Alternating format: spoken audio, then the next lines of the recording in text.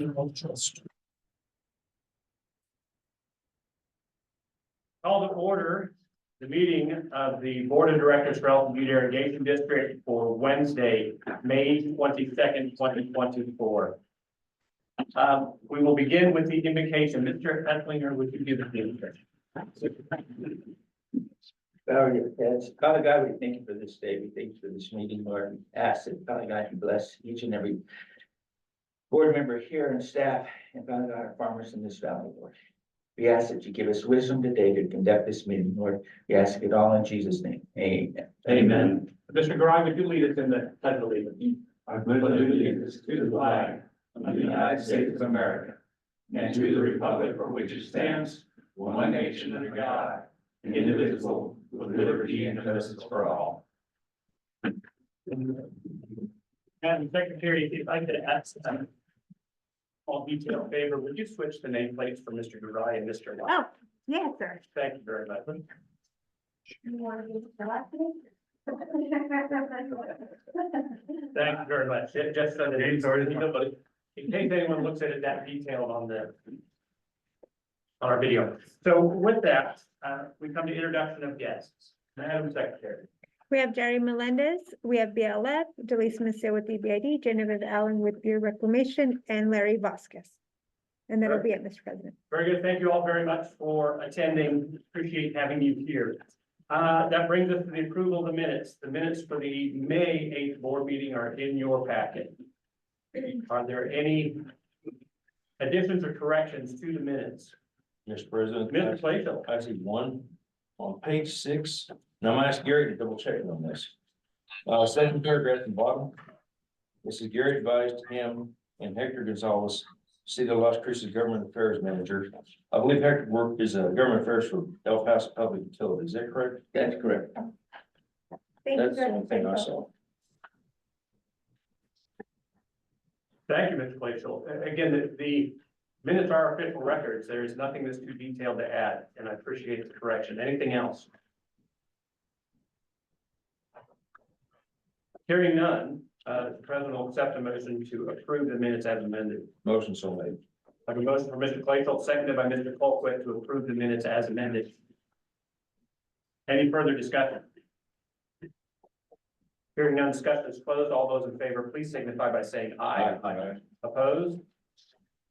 The chair, the ayes have it, the motion carries. President taking his own advice, just a reminder to silence your cell phone. All right, the next item is the request for approval of the RFQ for the legal structure consultant.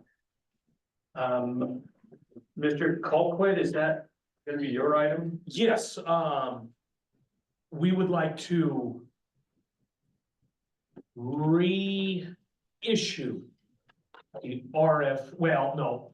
the Legal Review Committee recommends to the board that we reissue the RFQ for legal consultants. 1, 2. 1 and 2, yeah. Thank you very much. We have two documents, I believe, that pertain to this in our packet. Would that be for you to explain or for Mr. Franzo to explain, Mr. Colquitt, those two documents? You know, I don't wish to step on anyone's toes. Joey, you want to do it? You want me to do it? What do you think? I can do it. I don't, Franzo, Recall what the documents are. Oh, one of them is a letter, says I'm writing this email as you were selected to participate. Okay, yes, so we made Page 12. Yeah. slight changes, and the changes were kind of what we discussed in the last board meeting. And that's to allow for multiple candidate selection and to put some time and availability requirements in the RFQ and then reopen it. Thank you very much. And the second page of that letter states, please provide answers to the following questions. Is that the actual RFQ? That is the questionnaire that's sent out to candidates so that you can evaluate candidates. Very good. Is there, Mr. Colquitt, you meant, I'm sorry, Mr. Franzo. Oh, I was just gonna say, I think we have a due date for that questionnaire of May 29th, or do we select the 31st, David? May 29th. I switched it to May 20th. Okay, so May 29th is gonna be our due date for that, and the intention is to resend it out to the candidates. Very good. So I just want to be sure I understand that. Well, first, let me ask my first question. Mr. Colquitt, you spoke of an RFQ Yes, that would allow for multiple awardees. yes, Okay. Is that in a document that we need to approve? Or is that, Yes, okay, so it is what is on the agenda right now to approve to go out to bid for this RFQ. thank you. All the documentation is already done. Very good. And so the recommendation from committee is to approve an RFQ for the legal structure committee, the questionnaire to be sent out as presented. And with the RFQ being able to be awarded to multiple awardees. And include time and availability restrictions in there. Thank you. Ms. Copeland, do you have anything else to add on that? no further comments. There's the recommendation from committee, the explanation from Mr. Frangeli. I'm gonna ask for the will of the board and then we'll open it for discussion. I move to reissue the RFQ with the questionnaire for multiple awards. I second it. So there is a motion to reissue the RFQ for multiple awardees with the provided questionnaire. Motion made by Mr. Rosa, seconded by Mr. Garai. Discussion. I think it's a good idea. Again, in the process of acquiring legal counsel to assist the district with its various legal needs. We have tried other processes and we have struggled for a number of years to get counsel that lasts, counsel that doesn't end up being disqualified after we award them the contract, counsel that's actually suitable. We've struggled with that. This is a different way of approaching it. And I'm all for trying something different, as opposed to continuing to bang our heads against the wall, doing it the way we have done it. Mr. Frangeli. One additional comment, I anticipate that the RFQ, given the due date of the evaluation and everything, will be awarded before the next board meeting as well. Very good. Mr. Mr. President, Clayton. I believe it's the intention of this committee to award a limited number of hours or a limited number of dollars to those candidates who we wish to use, not spend $60,000.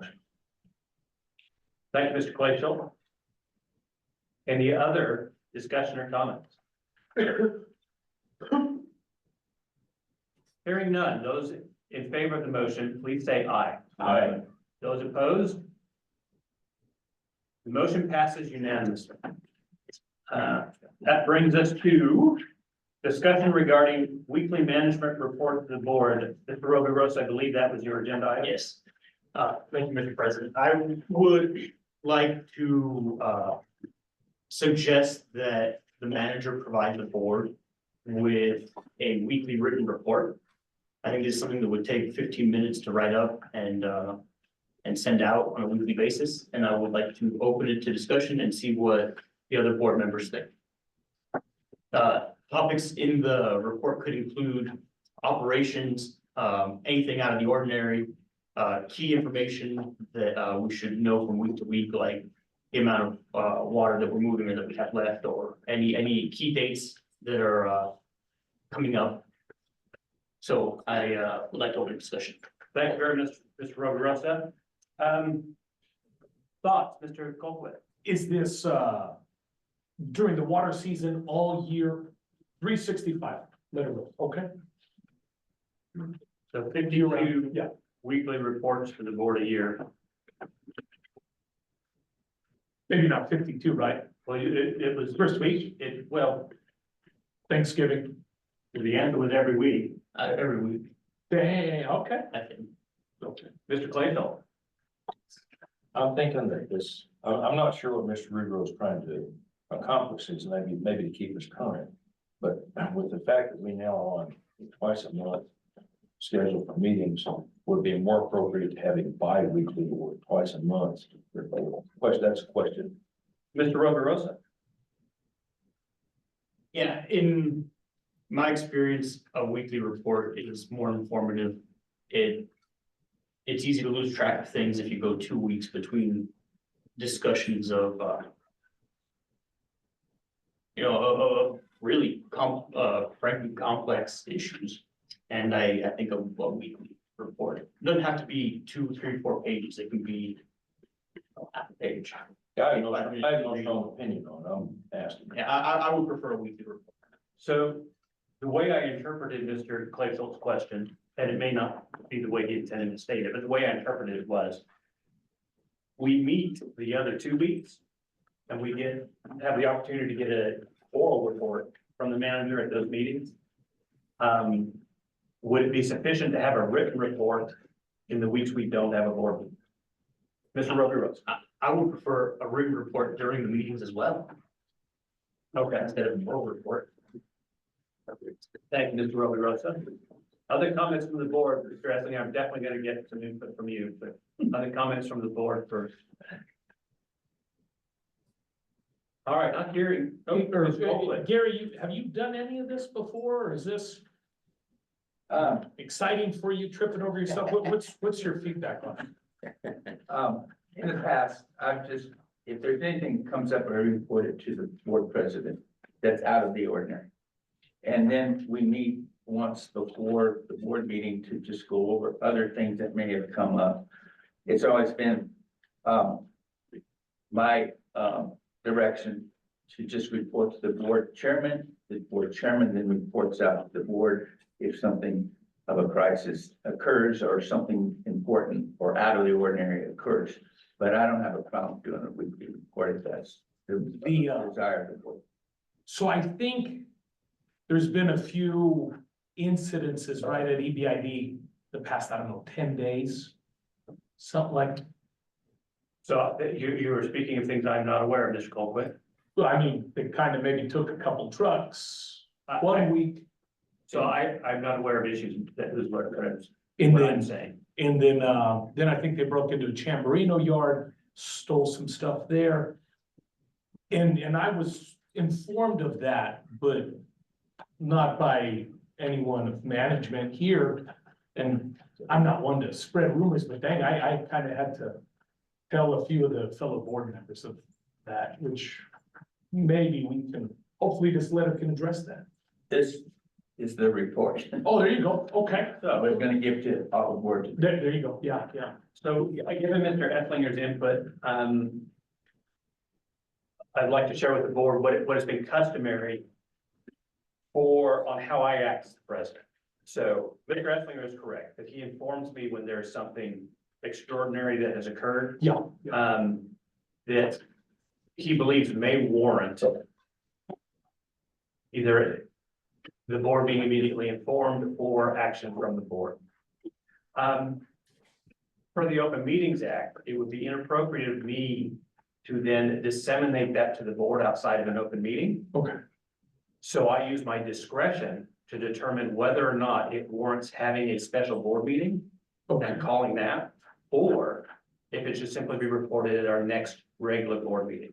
I provide that information to Mr. Esslinger and then he acts accordingly. So there are times when I am aware of something that has occurred at EBID that the rest of the board is not. And I have used my discretion to determine whether it warrants immediate action or whether it can wait till the next regular board meeting to inform the rest of you. That does keep you out of the loop in that until the next board meeting, which at times I understand may be uncomfortable for board members when they then hear things on the ditch bank and they're caught flat-footed. And the written weekly reports could resolve that. It is appropriate for the manager to inform the board of things on a weekly basis. it would be inappropriate for me to do that. I believe that's correct. Would you concur, Mr. Leopold? I would, the only comment, Mr. President, I'd have is in terms of logistically, how it's disseminated, you always have to be careful about group emails, because the moment someone accidentally hits reply all, you've run into a rolling form. That would be the only thing I'd be concerned about, is just as a practical matter, making sure it's disseminated in a way that doesn't violate open meetings. Thank you Or very much. create the potential for an inadvertent violation. And I agree with that. So with that, I think Mr. Rosa has an idea. Mr. President, there is a way to easily avoid this, and it's using blind carbon copy. BCC, yeah, that makes it so that people cannot respond to other people on that BCC list. So that's a piece of technical input. I appreciate it, Mr. Rosa. And I think it's good to pass that on to management. Mr. Sloan? I think what I'm thinking, Gary, is something pretty informal, and I mean, relatively, maybe go try it and we can kind of adjust it, and see how things go, basically, but something, yeah, maybe not like, not everything has to be a crisis, you know what I mean, but just kind of things that are, hey, this is coming up, or this happened, or whatever. Something like that, probably, and then as a couple weeks go on, we may say, Gary, you're putting too much effort in, this is too detailed, we can back it off, or hey, what about this, or kind of a rolling adjustment is kind of what I'm thinking. That works for me. The other thing I failed to mention in my was that I also, if something is occurring in one of the precincts, I normally notify that board member in that precinct so that he's aware of it in case a farmer asks him a question about it. And that's usually an email that's forwarded to me. And then I just forward it to the precinct director so that he's aware of it. And I do that all the time too. And so it's just a matter of I can put that in a notice as well that something happened and here it is, but I don't know. And even I think too, Gary, on that, like, we overlap so much now, all of us are farming and other, I know we have our just, strict, or precincts, but we're all overlapping, so an issue in Chamberino, even though I'm precinct 5, it'd still be worthwhile to send it to everybody probably, and because it still might pertain to, 3 board members or whatever. And, Mr. President, just one further comment, in the reports, always be careful not to disclose confidential information. It is public record. Avoid something that might be attorney-client privileged or something that you might have to answer questions about in a deposition later. Just a thought as you go forward, if the board's will is to move forward this direction. And I have wondered in the idea of complying with that, avoiding issues of inadvertently replying to an email that invokes discussion outside of a board meeting. That it can simply be posted to the district's website, and it needs to be sanitized sufficiently that we're prepared for it to be consumed by the public every time it's published.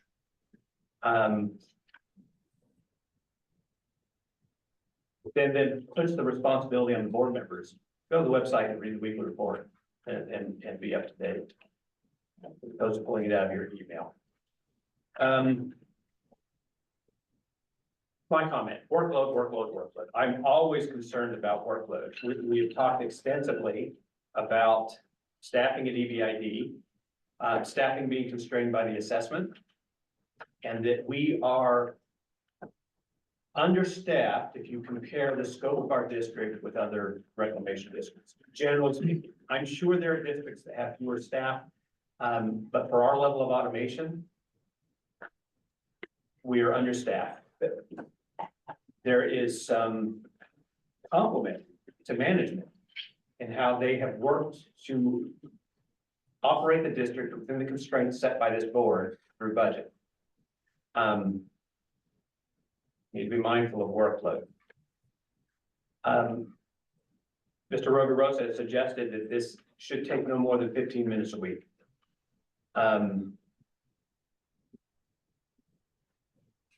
I would want to set that as a hard constraint.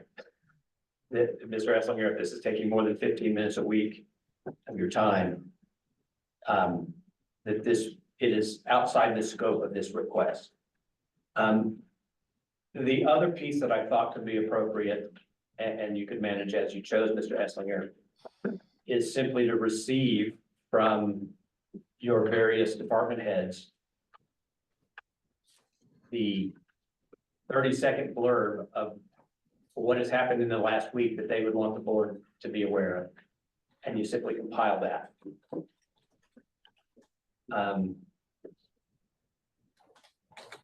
I do not want this to turn into a extraordinarily formal, extensive written report that essentially we're gonna start having reports about why no work's getting done.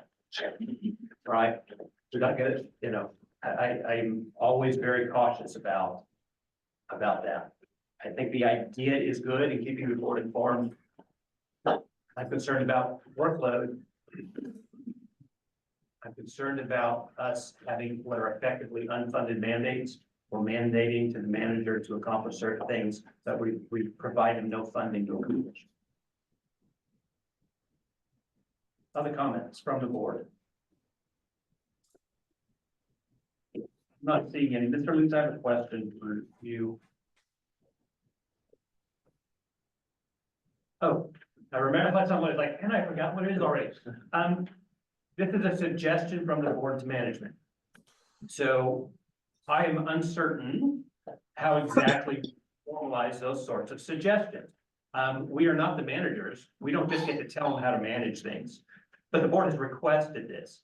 Is this discussion sufficient or is formal action more important? Did you have a question, Mr. Colquitt? I think one of the guests might be unmuted. Madam Secretary, if you mute chair, please. Thank you. Sorry, I didn't see that one. Thank you. So, Mr. Lutz, when we're making a suggestion to the manager, Yeah, I don't believe it would require a formal motion in a second because the manager just hears the recommendation and determines or the suggestion. Right. And then determines how to proceed. because ultimately the manager can comply or choose not to. And then we have various actions we can take to the board if we're dissatisfied with the level of compliance from the manager. Specifically, formally dictating to him how he will manage the district, I believe is outside the scope of our role. I'm inclined to agree. Okay, so. Mr. Franco. Yeah, comment. You know, based on my experience here too, and I know Gary's fine with writing a weekly report, I think that bi-weekly is sufficient. Things move pretty slow in government. I know that, I know that there is some things such as what has happened in the past 10 days that might need to be presented, and I think that it should be, we report regularly, bi-weekly. And if anything of notice comes of note, then we can report specifically on that issue then. That would warrant such a case. Mr. Ledwin. I think I agree with Joe on what he's saying there. There may be weeks where there really isn't anything to say. We'll be all wondering, where's the report? I think bi-weekly is very sufficient. And I think that enables management to, is for your comment, Greg, to have bi-weekly staff meetings in conjunction with that to formulate reports, and then I think that would improve some efficiencies here, but I'll leave that to Gary. So, bit of suggestion, concurred with by Mr. Ludwig that bi-weekly would be sufficient. So my question to the board, is there opposition to starting with a bi-weekly report? Mr. Rotherose, I would like to have a weekly report. okay? Well, I guess we should voice our opinions. I'm fine with starting with a bi-weekly report, seeing how that goes with workload and then increasing it if necessary. With notice, like special notice of certain incidents weekly. If there's something that requires immediate attention, I suggest the manager has acted in the past to immediately notify the board. So I don't think he's going to wait for the bi-weekly report. I think we try it bi-weekly, the one side's enough to do it weekly. That's my opinion. So One of them. in Mr. Colquitt, Rafa, what would you like to see in your weekly, or I mean, in this proposed weekly update? Like, I mean, just bullet points, key, what would you like to see addressed? It depends on the time of the year, but say during water season, how much water we have left, how much water we're currently running. If there's any breaches, if we're understaffed, just any general concerns. Well, that would be a good point, like to do, maybe during the season, do a weekly report, Yeah. because that's quickly, those things are changing fast on the, the water report is. During the water season? Yeah, then also, hey, every bi-week in between our board meetings, Mhm. so the first week and the third week. Meet in the middle on the deal? Yeah, so I concur with the idea of Mr. Sloan. So if the bi-weekly report was the first and the third week, specifically the questions that Mr. Rosa is asking to have answered, we get a lengthy oral report in our board meeting, which is then captured in our minutes. Mr. Rosa. So as far as the oral report goes during the regular board meetings, I would rather have a written report there too, and I think it would be better for Naomi to not have to type it up. She could just include the report in the minutes.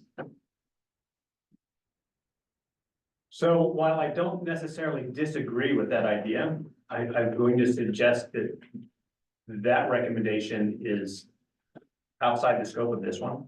That's a recommendation for how to restructure our board meetings. Which would probably be appropriate for the board rules committee to consider. Let me come back to that, if I could, please. So I appreciate Mr. Rosa's comments. I believe he is in the minority in asking for this to be weekly to start with. Are there any other strong opinions that it should be weekly starting now? I like the idea of weekly during the water run. And then, cause I mean, hell, we're about to start the water run now, right?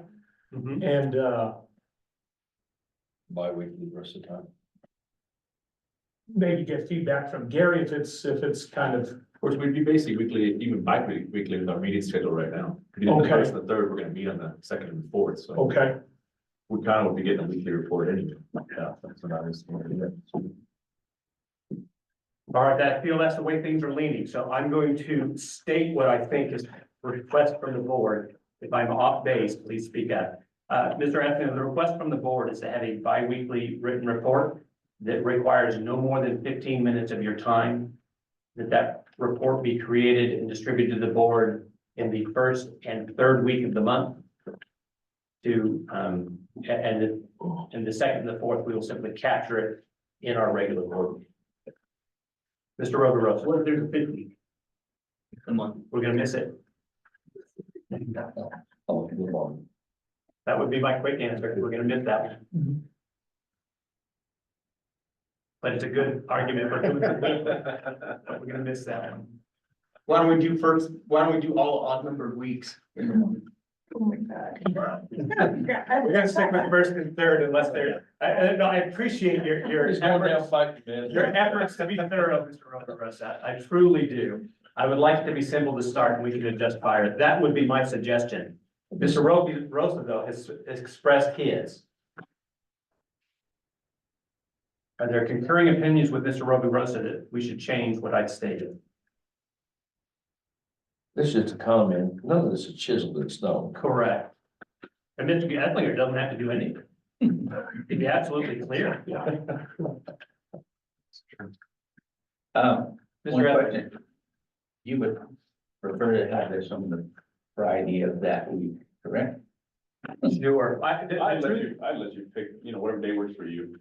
Bang, because I actually don't know when the information, like we shouldn't do it Friday, we should do it Monday because I don't know what that because is. I would leave that to you. Okay. Or maybe there's a big event that week and it happens on a Tuesday. Shoot it and, Okay. you know what I mean? Sure.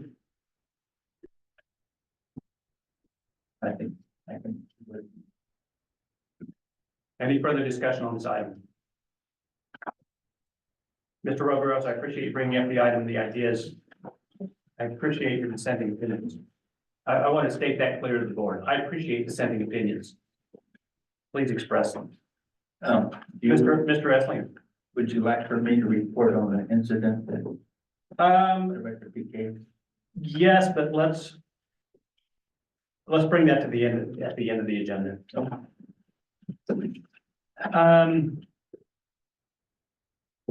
All right, next item on our agenda, discussion regarding EBID EP1 sending an ambassador to each district board meeting. Mr. Roveros, I believe this is your agenda item as well. Yes, thank you, Mr. President. I believe that, going forward, we should have a staff member attend EP1's board meetings if they so invite us. And we should invite EP1 to send a staff member to our meetings. They're all open session, all open meetings, so they can watch them anyway. We can watch their meetings. But I think it's good to have, a representative there just so we can show camaraderie and so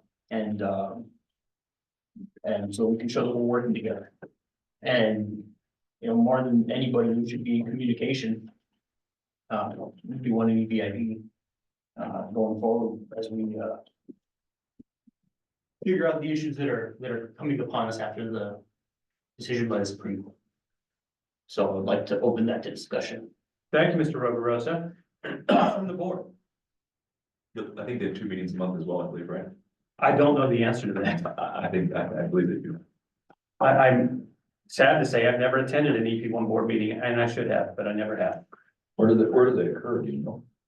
I don't even know that. Larry Vasquez or something. No, he's here in the lower mountain. Doesn't he go to the EP1? Yes, but he's here. So if you've got a comment, Mr. Brand, but. No, I went to the to the water grower, Oh, yeah, right before. A little bit more order in our conversation, Mr. Ledley. You have a comment? I believe the board meetings, Clint, I don't even know where Clint is. I could probably driven past it. Not here. Far away. Who would you recommend sending? That would be up to Would it be a staff to staff? decide, yeah, we Should be staff, staff. because the board members have to be at this meeting, so we couldn't go to both at the same time. My general thought. The word ambassador, that's an excellent word for this. Our 2 districts, there are many places where our interests align. There are many places where we have competing interests. And having ambassadors that are working back and forth between our districts to collaborate in the places where we have aligned interests and to diffuse potential conflict when we have competing interests. I think it's a fantastic idea. I would hope that our sister districts would feel similarly.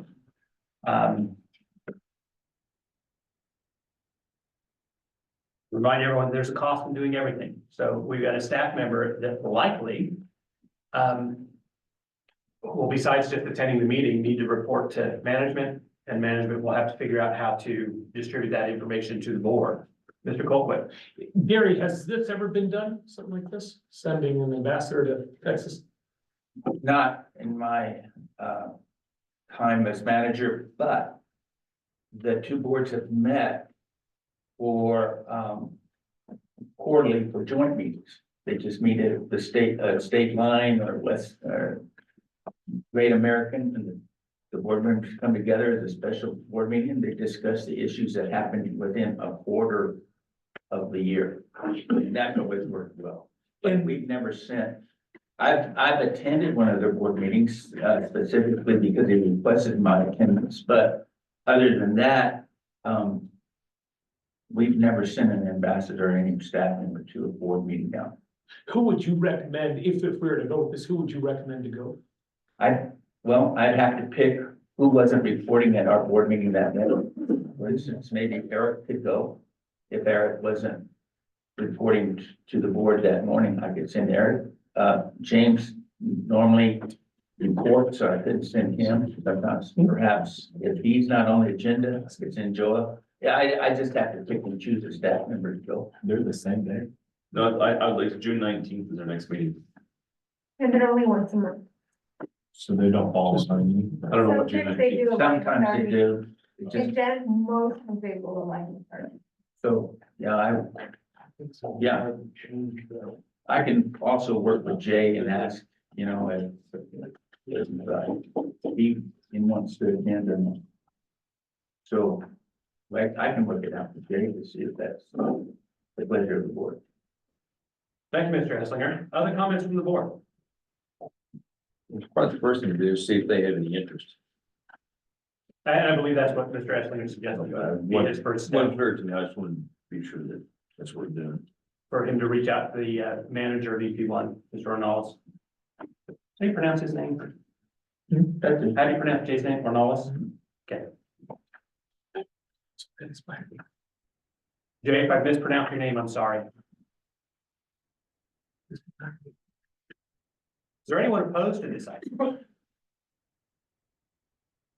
Hearing no opposition, Mr. Esslinger, if you would please reach out to Mr. Ornalis. I expect he will need to present the idea to his board of directors also. And then facilitate as able. Similarly, if it is opposed by our sister district, if you report back to the board.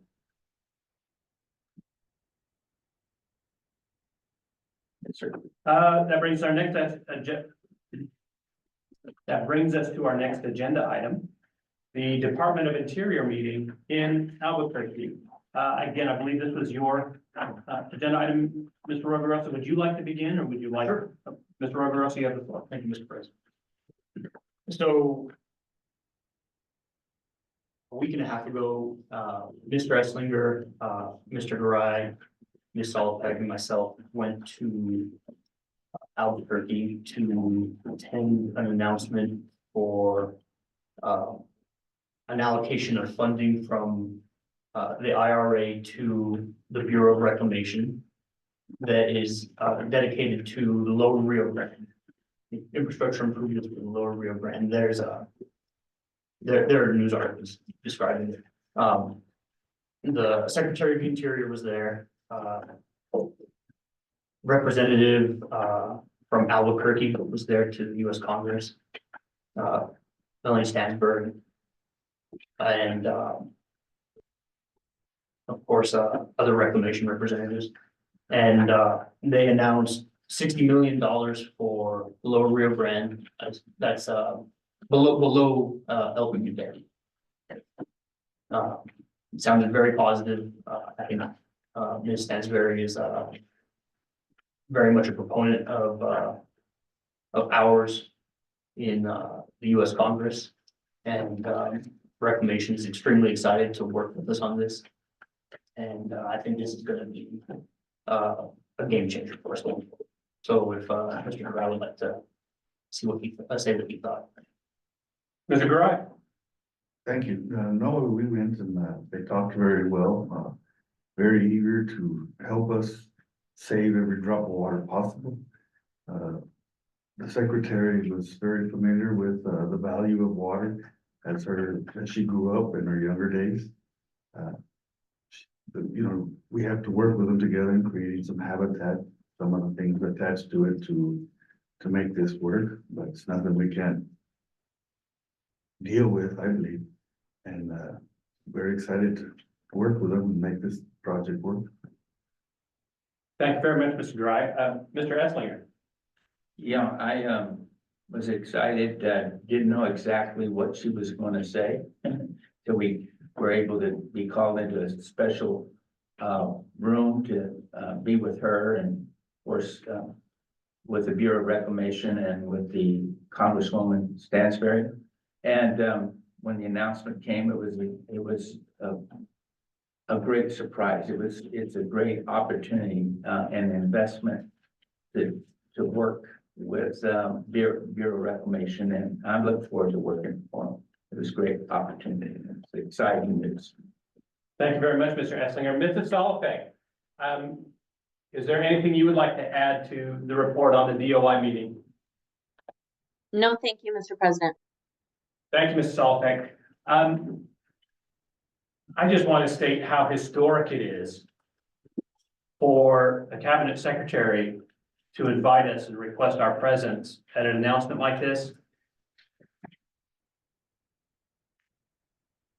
It takes extraordinary vision. It takes thinking big to institute long-lasting change.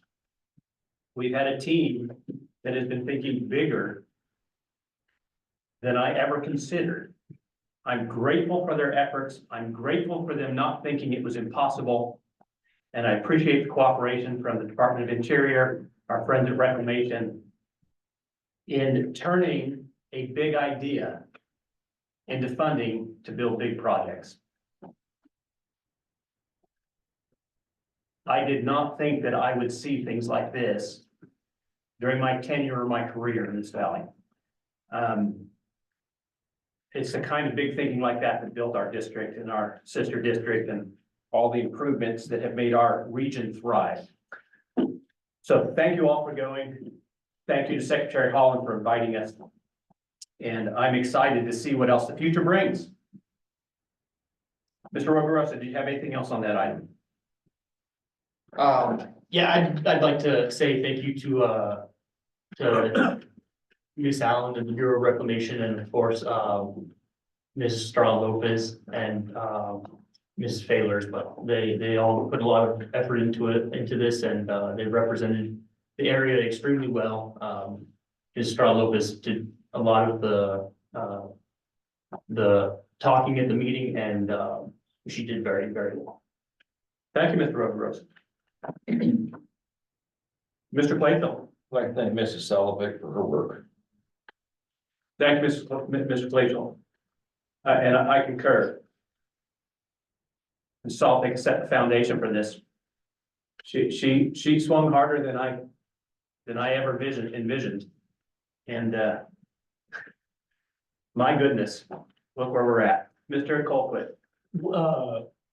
Did they go into detail about when the 60 million would the funds be available, and if so, what we could do with them? I believe Reclamation is currently working on that. Okay, and of the 60 million, is it up to us what to do with the 60 million? I believe that the way it's gonna work is Reclamation's gonna have an application. That's where you can apply for projects. Oh, well. And so can other users in the area. What other, okay, so the 60 million is not just for EBID, it's anything south of the dam or the reservoir who are the other people? It doesn't need to be. EP number. Were they at that meeting? They were. Oh, wow. Mrs. Sullivan. Mr. President, Board Member Colquitt, we have an update prepared for you in closed session that will explain a little more about how some of this is going to roll out, at least internally from the EBID perspective. But at this point in time, I would encourage the board to not get too far out ahead of the Bureau of Reclamation and how this program will work. Okay. The big pieces of this are covered in the press releases from DOI, the reporting that was covered. It's $6 million for the reach from Elephant Butte to essentially Fort Quitman. Exactly how that will all be applied to improve the stated goals of Interior, which predominantly deal with water scarcity. Like, there's a whole bunch of things we could fall out with water scarcity. How are they going to improve that situation with funding? That sort of high level, how's it going to be spent? It's about as far as we can get right now. Sure. Well, that's big news. Thank you, Mr. Salbeck. Anything else, Mr. Roverosa? That brings us to our next agenda item, the Capital Improvement Committee report. Who's the chair of that committee? We chose Henry to be the chair, Mr. Ludwig. but I will go into what I wrote. Very good. Mr. Ludwig, with your permission, I'll recognize Mr. Roverosa. Yes. Mr. Roverosa. Thank you, Mr. President. So, the committee met on May the 14th, and this was to, hear a presentation from Mr. Franzoy and, the company that, that has a vehicle leasing program. It is, Enterprise Fleet Management. I wrote some brief notes in here about how the meeting went. I would say that calling it a leasing program is a misrepresentation. The vehicles are actually financed. And, we have the option to purchase or sell them through, enterprise. There are no mileage restrictions or, charges for wear and tear. It's, the vehicles will just be sold at market value, or we will purchase them, we will pay out the remaining capital, on the loan. Working through enterprise fleet management will give EBID access to vehicles, purchasing vehicles directly from the factory via enterprise. And, the way that they make money is by charging a monthly management fee for their program. And for, selling the vehicles, they charge a flat rate for that. They also get a little bit of money through, the insurance that we pay on, I'm not insurance, the interest that we pay on. So if Mr. Franzo would like to discuss this any further, I'd like to turn it over to him. Mr. Brent? Yeah, so I think, looking at this opportunity, there's a lot of pros and cons to both sides. EBID and the kind of position EBID has taken in the past is not to use any debt at all, no financing, nothing. I think that by utilizing debt is a smart tool. Knowing how to use debt is obviously great for business. I don't think, well, based on the numbers that I've ran with enterprise, we're looking at pretty much a net zero minus 100,000 over 10 years. Or maybe it was 120,000, so it's 12,000 a year. But with that, you're gonna get no vehicles that are over 3 years. We can standardize our entire fleet. Our fleet is outdated. Most vehicles are, I think, 46 out of the 65-ish vehicles are over 100,000 miles. And so with that comes more maintenance. The average age is sub 2,000 for the vehicles, and so miles per gallon, we get a lot of benefit from that, and standardization. And so realistically, what it looks like is maybe a little bit of a deficit, but you're gonna have no trucks that are older than 3 years, and you're gonna have the ability to sell these on the private market. Enterprise will do that for you. Something we don't have to do with auction, where you get pennies on the dollar for your vehicles. And we also have the option to purchase and acquire the vehicles, and I think it kind of leaves our options open there. If we get a real big bang in the bed of a truck, yeah, we can still use it here, we can acquire that. And so I think there's a lot of benefits. There is some downsides, I think, that are definitely under the benefits, but actually I forgot one benefit. We get to have, it's called a geo tab in the truck. And so what this is we can track idle time, we can track seatbelt usage, we can GPS our vehicles. And how I'm researching into it, and I'm pretty sure you can do this too, that without this key fob that will be given to every EBID employee to log into the vehicles, you can't start the vehicles. And I think that's a much needed security here at EBID, given recent events. And so there's a lot of benefits to that. And, we've been having maintenance problems because I don't think we're accounting for idle time of the vehicles. And we're accounting specifically on oil changes and stuff for mileage. They'll help us analyze our fleet. There's a whole fleet management software there. Their finance director over there will actually help us state, hey, these vehicles are going really hot right now. We encourage you guys to sell this. It'll be above the residual value target that you guys had. And in addition to that, we can monitor all our fuel. So there's another program there that we always have to sign off on mileage and waste your time and figure out how much fuel you pump, reconcile the fuel and finance for reporting to the DFA and the state and the audit for that matter. And what that does is it kind of automates that process out, gives a lot more free time in the finance department and to every employee that uses an employee vehicle here at EBID. And so the downsides, of course, is going to be we're taking on debt. but like I said, since they're factory issued vehicles under a state purchasing program, the cost isn't very impactful. That's why I didn't refer it to the budget committee. I think 12,000 a year isn't gonna kill anybody, but at the same time, the alternative is that you would be paying 35,000 per vehicle roughly ballpark versus kind of financing the vehicles. And so if you want to buy 10 vehicles, that's 350,000 a year, all cash versus paying, I don't know, 30 to 50,000, right? So we have more cash on hand to get ahead of our similar situation with our capital expenditures, our heavy equipment and machinery. We could still continue to purchase those all cash. I know it's been suggested to me to look into leasing programs for heavy equipment and machinery. So that process will start after this. But I think it gives us a lot more cash on hand to do various things throughout the year. Downside is lease accounting, right? We gotta get into lease accounting. We can do it. Not a big problem. If I may, are you still talking about this vehicle program, Yes. lease accounting? Mhm. Well, these are not leased, so, You still have to engage in lease accounting. okay, let me be sure I understand that. Acquiring vehicles that are financed as lease accounting? Yes, because the terms are set. It's technically a lease. Enterprise calls it a lease.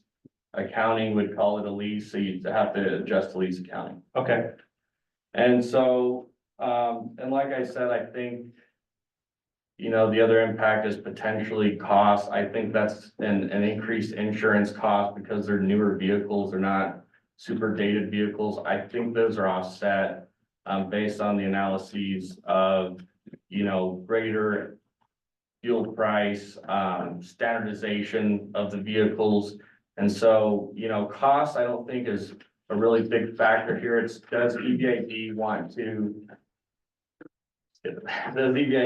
to take on debt? And do we want to, you know, standardize our fleet and have new vehicles coming in and sell all our vehicles privately versus in-house at auction? I think those are the questions that I would encourage the board to think about. thank you, Mr. Brando, and Mrs. Sloan. I kind of have a slug of questions here, so. So one thing, so who are these vehicles for? I mean, you said like the first bet you're gonna go for, how many vehicles are you talking? 6, So like who are these? potentially 8 now, but 6 for sure. Like, are these for ditch riders or who are these for? This will be for supervisors first, and this is based on discussions with Leo. They usually break in their vehicles for the first 2 years for supervisors. And then they go to the maintenance department, and then they go to the ditch riders, or they go to operations and then maintenance, one of the two. Well, that's right. Operations. And that's where I guess I'm already getting a little bit confused, because like, and that model right there, you wouldn't sell these vehicles. And, I mean, if you're gonna put them to supervisor for 2 years, and then they're gonna work their way to like a ditch rider. well, they go, sorry, I misstated that. They go to supervisors, then they go to operations, which is ditch riders, and then they go to maintenance. But I mean, even in that situation, you still would be talking mainly about buying these vehicles, not like turning them back. We do buy them all cash, so that's the alternative, is to purchase these all cash this year.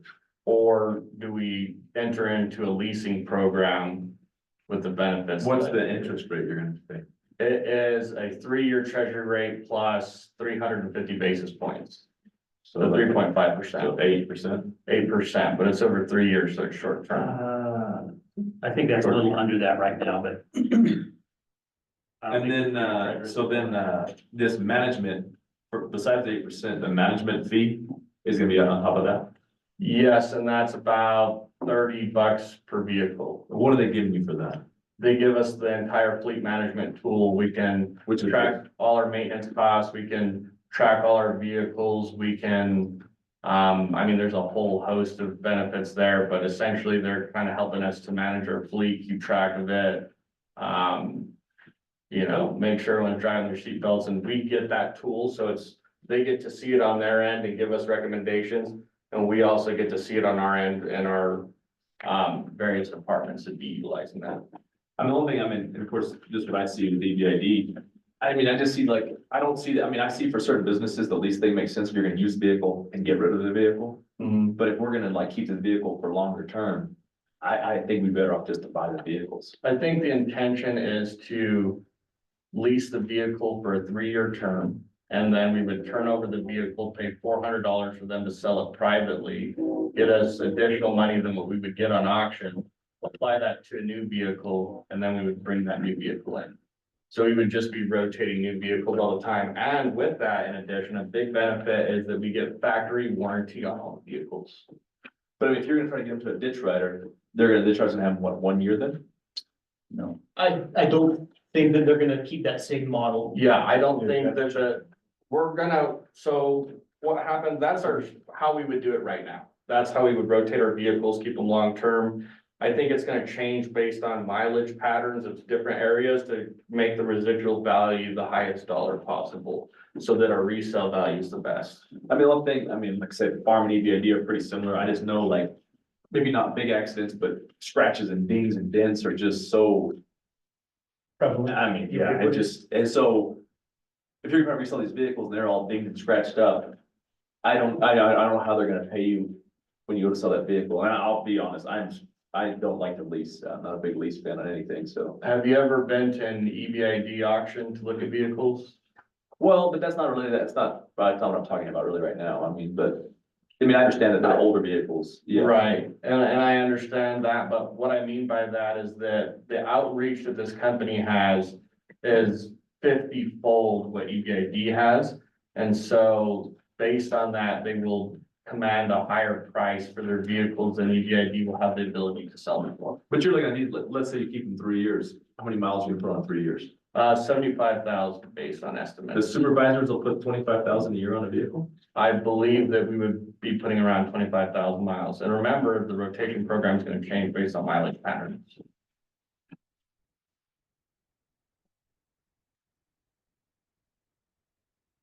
Well, I can stay calm. Yeah, I got lots. I got a lot of questions based on Mr. Sloan's question. Yeah. I'll let Mr. Colquitt go first. How will this affect our insurance? Because essentially, it Insurance, is gonna go up, right? yeah, insurance will go up based on the newer vehicles. How much, because we don't own them outright, so we have to get. Insurance is gonna Yeah, go, exactly, full cover. insurance is gonna go up regardless. We're either gonna purchase new vehicles through the state purchasing program and eventually do that all cash. Or you could ease into it. And another important thing to note is that we're only purchasing 6 vehicles, maybe 8 under this program. I had discussed it with the prior board that this was something that I would look into. I think that saves us a lot of cash for the budget this year. If we don't want to do it, we're on the hook for 3 years. We sell the vehicles, we test it out. We don't have to commit to replacing our entire fleet either. Real quick, so the state. Let me, Colquitt. Mr. Sloan. So it's a state purchasing program, so if you buy these vehicles outright versus what you can buy from enterprise, what's the price difference? I don't have that off the top of my head. I think that enterprise can command roughly the same price. I think we'd be getting them for roughly the same price. Yeah. Sorry, that's. Mr. Garai. At the chili plant, we got involved in the lease program I was talking about with forklifts. We got 5 of them. Same thing, rolled over for a 3-year deal. It's worked out okay, except you're responsible for tires, oil changes. We have a problem, they send a tech out. Parts are free, labor and travel is not. So there's a plus and a minus. At the end of the 3 years, we had option to buy outright in a balloon or turn them in for different vehicles like stacking. And so I'm gonna comment on that about the maintenance. We do all our maintenance in-house. We replace the tires on our vehicles anyway, so I excluded the cost of replacing tires because we're gonna do that regardless. Whatever vehicle we have, we can, in the contract, we have the ability to assume all maintenance in-house with also being able to use their contracts at dealerships, whatever vendors that we want, to send it in under factory warranty too. And so we're not obligated to have them send a tech to inspect it. We can assume all maintenance and control of the vehicles, which we do anyways at EBID. Mr. Grady, do you have anything else? No, I was just gonna add that, I'm just saying that like, when you get into more technical stuff, you gotta have a computer to move, you gotta have the GM computer to do GM trucks or Yale, the brand I got. Right. You can't just have any mechanics on. It worked out okay, and, I don't know how your deal worked, but the guy had 5. So, 2 of them were different than the others. We had option to either buy those 2 right out and change 3 of them. Which we did with our rotator, we worked harder outside, more, push and go. We kept 2 and ballooned the other 2. Just adding them. It worked out okay. The only thing is that you're always flipping something. You never own an asset. Thank you, Mr. Garvin. Please answer my question. Okay. All right, hopefully you can answer these questions, Mr. Franzoy. Currently for our vehicle fleet. How are we insuring them? Are we doing full coverage insurance? Are we doing liability insurance? What is it that we're doing? Karen would have the answer to that question. I don't know that question off the top of my head, so sorry about that. So Mr. Colquitt brought that up, and that is an important consideration. I don't know, Delise is online. I don't know if Delise might know the answer. Delise, do you know the answer to that question? I don't, but Karen is in here. I can ask her to come to the boardroom if you'd like. Yeah, I would appreciate that. Thank you, Delise. Okay. All right, so discussing the difference there.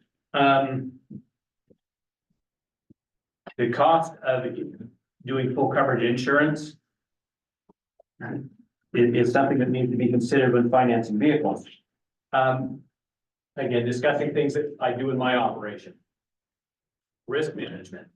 If we smash up a vehicle, am I looking for the insurance company to pay for it? No, I'm looking to fix my processes so that we don't smash up vehicles. And we fix that internally. I'm not looking, I don't need to insure that risk. We can manage that risk.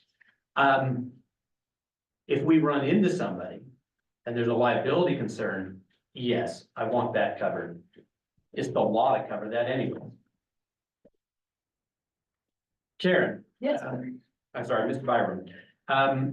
We were asking how our vehicle fleet is currently insured. Is it insured solely for liability or is it insured for full coverage? It depends on how new the vehicle is. The older vehicles are insured with just liability because they may be worth less than the deductible. The newer ones are fully insured. And is there a specific, what's the internal policy in deciding when to break, when to change that? The deductible is $2,500 per vehicle per incident. So if the vehicle is pretty old and we figured we wouldn't get more than $2,500 for it, then we don't insure it. Thank you very much. Mr. Glacial. Do we carry a pretty high amount of uninsured motorists and medical? We carry what we're required to carry by state law, no more, no less. I carry pretty high limits on those 2 because there's so many uninsured motorists in this stuff. I concur with that. There may be some procurement requirements on what we can and can't insure. I concur with your assessment, Mr. Glacial. Mr. Essling. Yeah, gentlemen, in my experience here, we've tried just about every type of vehicle application here. We've gone from converted gasoline to diesel trucks. We purchased 12 at a time versus 3 to 4 at a time over the years. We've run through Fords, Chevys, Dodges. And we even have new vehicles now that the engines stop running because they're not equipped for idling on our canal banks. And so we have to supply engines to replace the engines, and these are fairly new vehicles. So we've had an experience of maintenance costs inventory costs of tires, shocks, springs, you name it, you got it. Some vehicles that we've used before just fall apart on the canal bank after the first year. To try to put them in as a standby, which we try to do, they cost more to keep standby than just go out and get another vehicle. We've even had a program here where the employees provided their own vehicle. And so we've tried everything. We have never tried a leasing program. Maybe there's reasons, like Mr. Sloan says.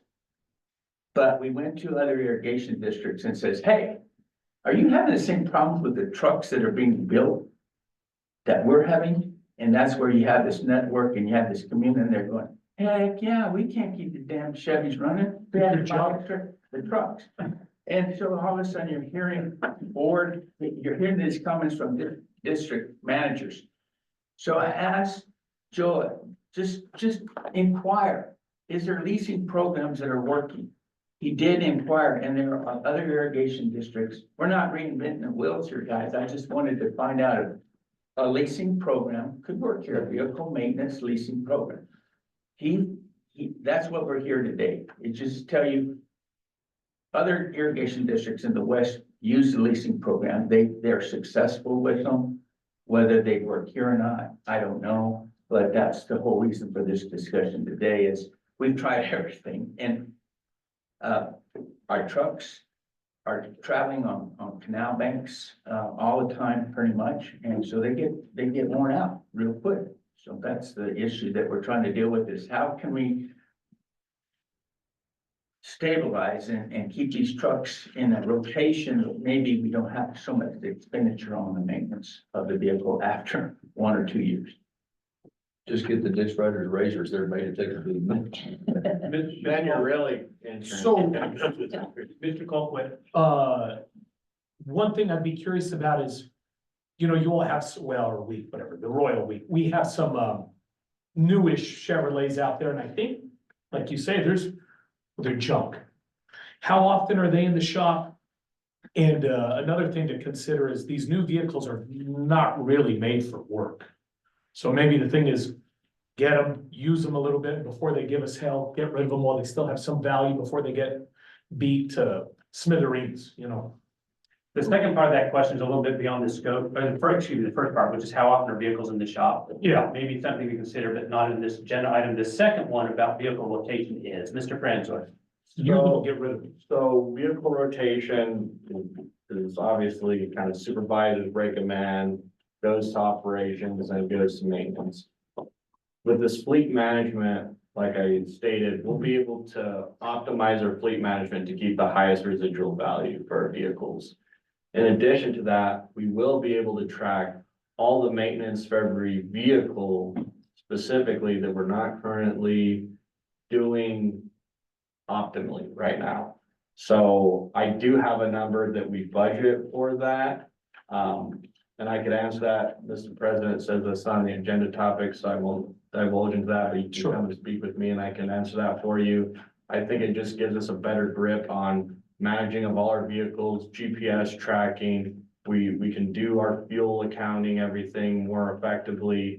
Employees potentially aren't gonna be able to start the vehicles unless they use their kind of ID badge to get in there. I mean, there's a lot of benefit. I would argue, what's the cost of keeping older vehicles and not having the fobs in them? That cost will rise really fast, right? Given kind of certain times with oil and gas being higher and arguably crime, so. I guess I would just think, these new trucks are a lot weaker, a lot more complicated, a lot of sensors. I just use them for a little bit while they still have value, get rid of them, get something new. It's either you pay the bank or the mechanic, and probably better off paying the bank. There's a lot of things to go wrong. Mr. Glacial, thank you very much, Mr. Colquitt. Mr. Franzois, you envision that enterprise would market them in a wider area than we're doing now. Yes, 100%. Well, maybe we'll get them to an area, nobody knows what a ditch is, pick them to it, sure, but it's- Right. I hate to put it bluntly, but And we have to deal with the auctions in-house. I mean, yes, the short answer is we're gonna get better bang for our buck when they resell the vehicles for us. Because we have to deal with procurement issues if we don't utilize them, and we could utilize a state purchasing contract too, sure, but it streamlines that process also of acquiring vehicles. They're all gonna be factory warranty. So I think there's a lot of benefit. Mr. Franzo, would we have the option, and I'm on unfamiliar ground here, but I've been told that leasing companies typically buy them, that their invoice is about 92% of what most dealer invoices are. Meaning that they're cheaper, it's more cost. They're beneficial. getting cheaper Yeah. than dealers. That was told It me is. by a car dealer. Yes, it is cheaper. We just pay what their purchase price is from the dealership plus some premiums, but they actually factory order them and we get their factory order price there. Do you think this is an opinion, do you think we're better through the state purchasing program or through enterprise and buy them? Or do you go both ways and ask both of them? I mean, I don't know how you do it. I think that that's a loaded question, but I think personally, fleet management is gonna be better. I think that gives management better control. I think we're getting more security. I think we're getting a lot more benefits with fleet management. I think that having factory warranties issued instead of paying all cash and keeping your vehicles long-term, because although you may look at it and let's say worst case scenario that, and I always kind of, let's say budget on the more conservative side for everything. I up their miles per gallon price. I up the mileage for them. And so when you look at that, 12,000 a year, yeah, that's 120,000 over 10 years. However, this year on our books, we would save 200,000 in cash we could redeploy somewhere else. Versus if we have to go all cash and we only get 6 trucks. Like I said, we have 46 vehicles that are over 100,000 miles. And if we have to pay all cash, it's gonna take us, I don't know, if we did 10 vehicles a year, which is quite a bit. I mean, it's still gonna take you 4 or 5 years just to replace the already obsolete fleet. Versus this way, we can really launch off and replace the fleet at a faster rate. Mr. President, what's the action being asked of the board, or is any action being asked? And so the action being asked of the board is for input on management transitioning to specifically this fleet management program versus the outright acquisition of vehicles and doing all of our fleet management internally. Input on that. It is within the discretion of management to do either of these. They didn't have to come ask us. But they're asking for our input on it. I appreciate them asking for our input. Based on this discussion, I think our input's been very valuable. But that's what they're asking. Is this a direction that we think is a good idea for the district or a bad idea? And then they'll take that input and make a decision. My own personal opinion, based on Mr. Islinger's and Mr. Franzo's comments, both, give it a whirl. Young work, we quit doing it. And that was my intention, so I agree. I tried it. It's not owning an asset, it works very well. Thank you very much, Mr. Grimes. All right, so I've got a list of things. The first, there was a question about insurance. Based on the input from Mr. Byram, we insure the vehicles this way anyways. So there's no change in how we're insuring vehicles when we're going to a finance, a cash purchase program. So I think that, and I mean, the discussion of how we insure our fleet, maybe that's something the board can provide input on. It's not germane today. Rotation and fleet age. When we get to the budgeting process every year, this is a major topic of conversation. I don't think there's anyone at this table that wouldn't be embarrassed if our fleet age of our own equipment looked like EBID's. EBID has worked within the constraints of budget to accomplish the missions of the district with the equipment they have, and I commend them for doing it. That said, we recognize it as a deficiency and we need to correct it, and this is an idea for correcting that. The question on that I would have though, I was confused, Mr. Franzoy, when we were discussing how vehicles are rotated through the district. There was a question of, well, that doesn't sound like a 3-year rotation. What are you suggesting is going to change in the rotation of our fleet if we do this program versus simply acquiring? These vehicles will be put in the area that will optimize the lowest mileage usage so that we have the highest resale. So let's say down south, they drive a lot further. Here in central, they drive shorter distances. The vehicle might start down south and then it will come to central. And then we will optimize it to keep whatever is the best mileage pattern for those vehicles. We want to have the highest resale value or residual value for these vehicles. And so the rotation will be to keep these vehicles in the best condition possible. Thank you. And I'm not saying it's right, but I've got an alarm bell going off when you say you're managing the fleet to maximize residual. I want maximizing the utility of the fleet to my district. I really don't care if you're maximizing the residual. I need these vehicles put to the maximum benefit of our district. And the residual will take care of itself. That's my general thought on that. I don't manage my fleet of equipment and vehicles to maximize their resale value. I maximize the utility of that equipment to my operation. That's where I Right. maximize it. To comment on that, that's assuming every single vehicle in the fleet is replaced. And so that is maximizing utilization, but they will be rotated accordingly. Assuming they're all the same vehicle, all same make and model, they'll be rotated accordingly to allow for kind of the best residual value. Okay. Yeah, I concur with Mr. Davier, is that, keeping resale mine is a good idea, but utility is the number one priority. Absolutely. Interest. So we've got an interest rate here, 3-year treasury plus 4%. 3.5. Excuse me. They told us 400 basis points. It's 3.5. Is it? I sent you an email about Either way, we're within, 50 basis points there, but that is very, very close to what I'm used to seeing for commercial lines of credit. That's pretty common of what I would expect to see for, what am I trading off when I pay cash for a piece of equipment versus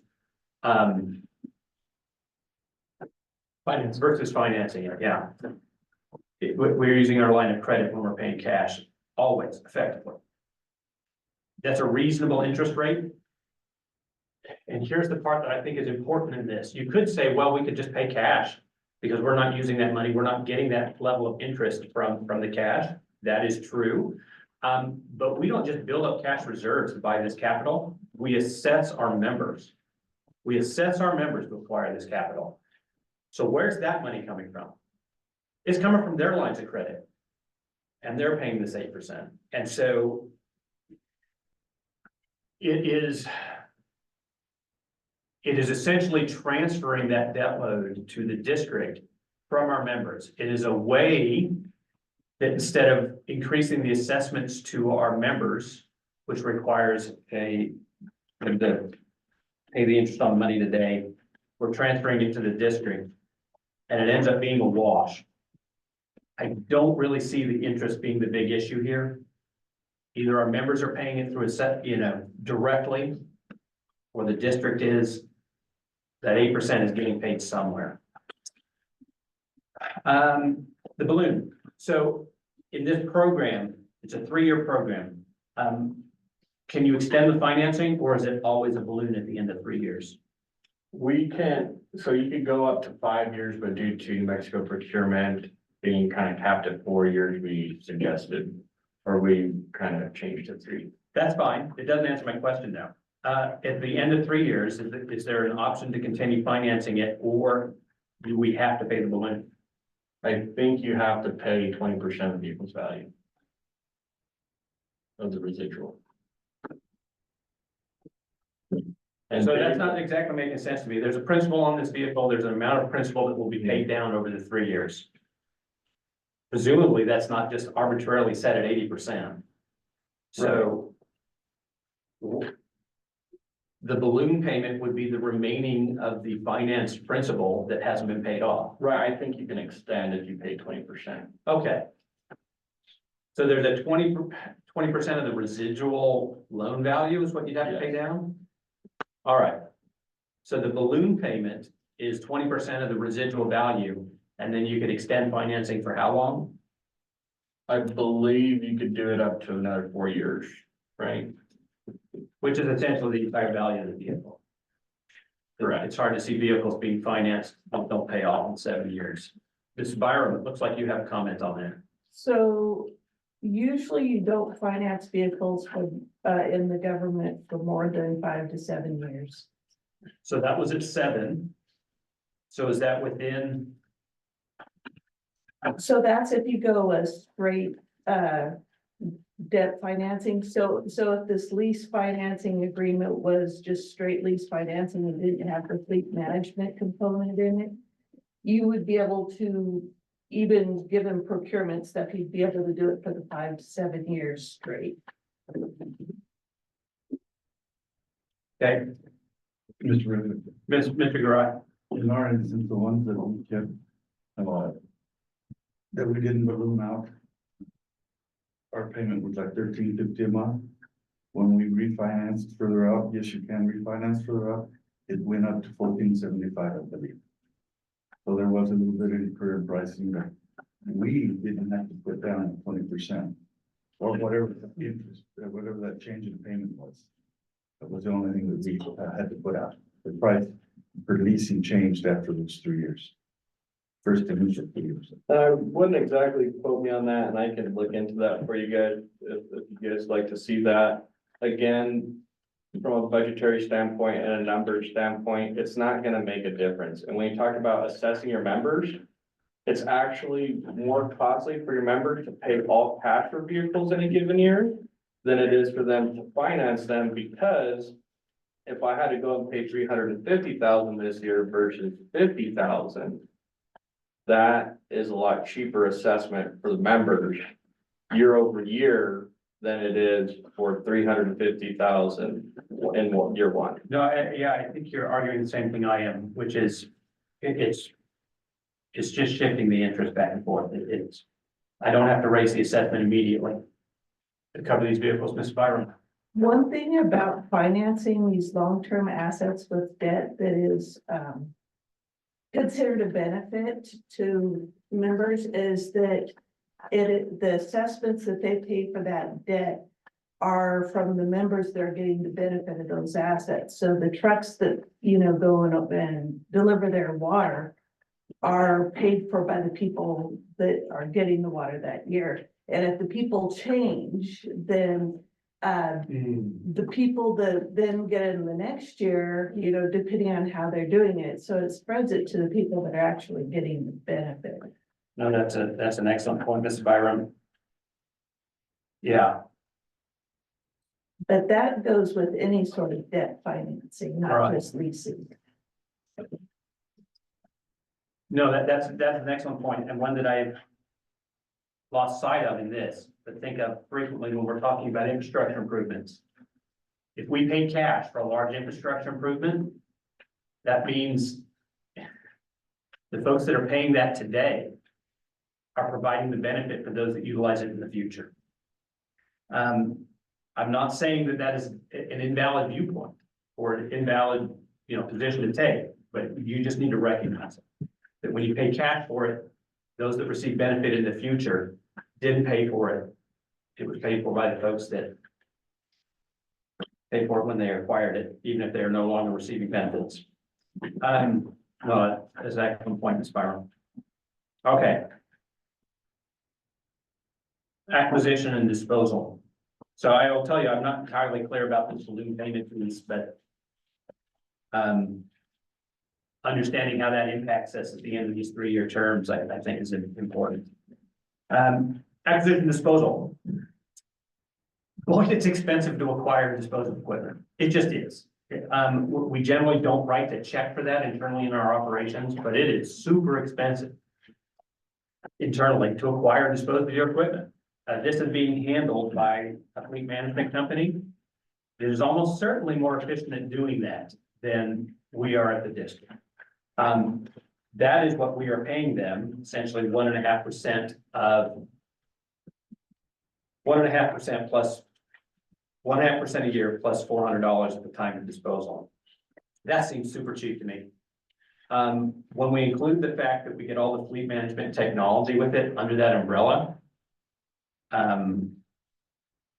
their charges have got to be a cost savings. To include in that the ability to have a wider range of folks that you're disposing this equipment to, a larger market that is acquiring them, and the question of, we put a dent in the side of the truck. If you're actually leasing it, they're gonna discount the residual of that truck substantially. If you're selling it on the open market, the price difference of a dent in the side of a truck versus not having it is not that great. It's not the value of repairing the dent. This sounds like a good way to manage the disposal of assets that are going to be scratched and dinged.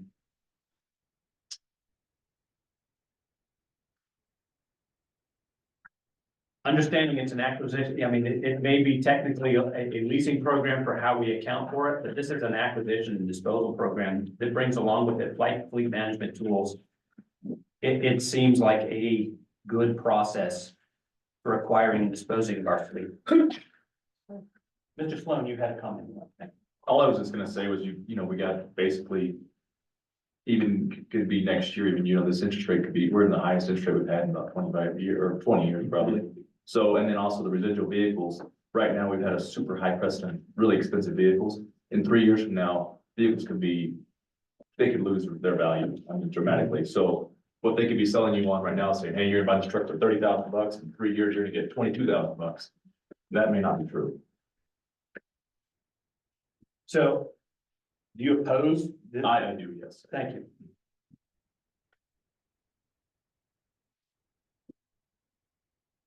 So hearing no other items of discussion, I would like to try to give them some guidance. So Mr. Sloan has expressed his opposition. I expressed my support. I would like to try to give some guidance to management. Mr. Colquitt. So James, if not this, what do you think is a better solution? Or maybe not better, but another solution? Well, I think there again, like, you need to see how pressing the real issues are. Okay. And say like, what are we dire straits? We have to have a certain amount of vehicles today. Do we need them next year? I mean, I think in a year from now, it could be a different picture of buying vehicles. So do we need 6 vehicles right now? We Come hell or high water, we need. 17 actually, because we need 6 this year, 11 next year, right now. But in reality, we need about 46 replaced. In the number 6. Right now, we need, well, technically, right now, we need 8 now. But another 11 next year, so about 20 vehicles. And those figures are from who? The maintenance, Who deemed it? maintenance and operations chiefs, So, Leo and James Nervice. So we really don't have a committee that's evaluating our capital asset depreciation. But I suspect any of us have looked at that and go, oh my goodness. We need to replace a lot of these vehicles right now. Bam. So if you were gonna get 6 this year, how quick could you implement it? It depends on if we have the fleet management service acquire them through a dealership or factory order them. I mean, could you put them in the rotation for this water season? We can't put them in the rotation. Well, we could later in the water season, if we do it through a dealership. I think it would be most advantageous to factory order them and wait until after the water season and use them for the construction season, but So, then you really wouldn't know if it worked until next year. What I'm thinking is if you get 6 and you could have them here as soon as possible, by the time you need the other 11 next year, you would have figured out if this is a good way forward or not. right. That's all I have to say. Thank you, Mr. Tharp. Mr. Rosa. Mr. President, I would argue that we're not gonna be sure how happy we are with the program until we actually start to sell some of the vehicles back. Maybe even half, yeah. I agree with that. Heard. Mr. Colquitt. is there any way we could, I mean, this off the wall, but can we just not buy any trucks this year? Just live by? Because we need the trucks for water season, probably, right? Because that's when water's rolling, you gotta deliver water, you gotta be 5 different places at once. We're not gonna have these trucks for water season. Can we just coast the rest of the year? Is that possible? Just not spend? I'm gonna help out some here. I'm not gonna, Sure, yeah, could we? Yeah. okay. Is it a good idea, in my opinion, to continue doing what we've done in the past, which is like, can we put it off a little longer? No, I don't think that's a good idea. Okay, We have lived off depreciation for nearly 20 years now, certainly the better part of 15. okay, That, you know, we've all been in places in our operations where we've needed to live off depreciation for a few years. We don't make that a standard practice. okay, This is the first step in stopping that. okay. We have to find some way that we don't continue to live off depreciation. So that, in my opinion, is could you? I guess. They've been doing it. Oh, but we're trying to find an off-ramp to that. I'll put it this way, PK, these 6 trucks are getting ordered this year, no matter what. It's, are we paying all cash, doing the same thing EBID has done in the past? Or are we entering and testing out this leasing program? That's the question that I'm asking you guys. Are you guys open to the idea of me entering into this leasing program as EBID? Or do you guys want to just pay all cash and have them on our books forever?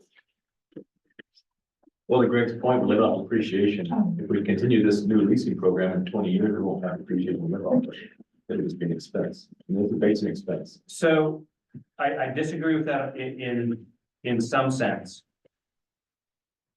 You have, at the end of these 3-year programs, you have the option to acquire these vehicles and keep them long-term.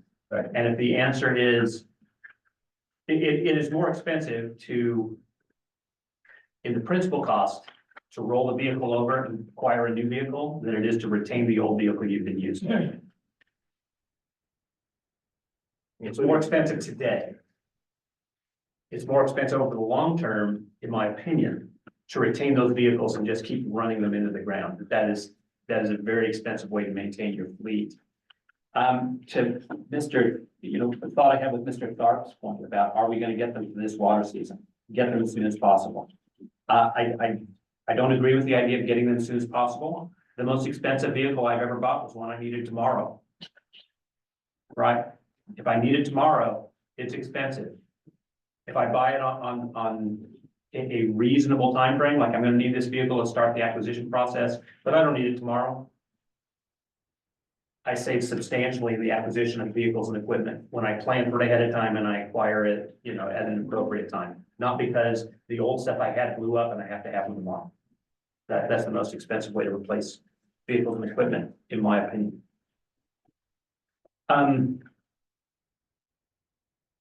So,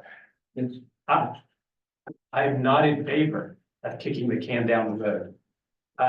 One of the big ideas that this board has established in the last several months in forming all these committees is that we're going to stop kicking the can down the road and we're going to do the work. This is part of the work. Now, we can go one way or the other.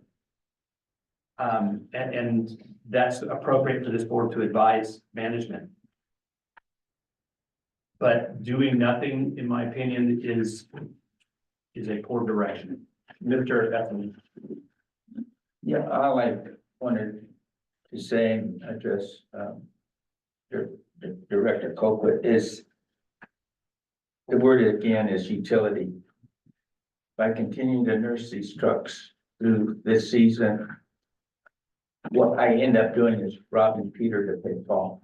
Okay, And it doesn't do me any good. We got 47 bad trucks. I need to replace them in some form or fashion over time. And again, we're just looking at this as another option to take and test it. If it doesn't work, we're not hold by any means to anybody. We just are saying, hey, after 3 years, is it time to get rid of these trucks?